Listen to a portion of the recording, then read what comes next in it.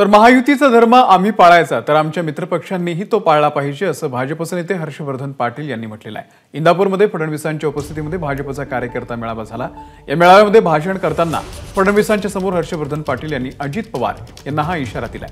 इंदापूरच्या भाजपचं पालकत्व आता फडणवीस यांनीच घ्यावं असं साकडं देखील पाटील यांनी फडणवीसांना घातलंय।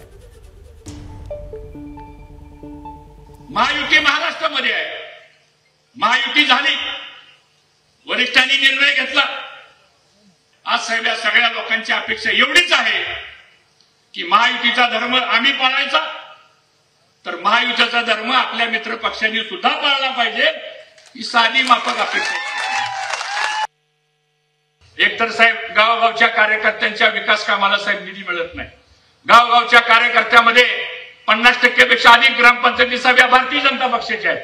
अंकितांनी उल्लेख केल्याप्रमाणे काही ग्रामपंचायतमध्ये अन्याय होतो, काही सदस्य डिस्क्वालिफिकेशन मध्ये अन्याय होतो आणि आपल्याकडे गृह खातं आहे साहेब।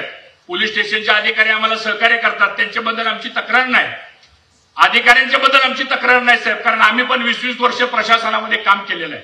पण साहेब काही गोष्टीमध्ये दबाव आणला जातो आणि मग क्रॉस कंप्लेंट घ्या, खोट्या नाट्या केसेस दाखल करा, तर ह्या गोष्टी सुद्धा साहेब थांबल्या पाहिजे।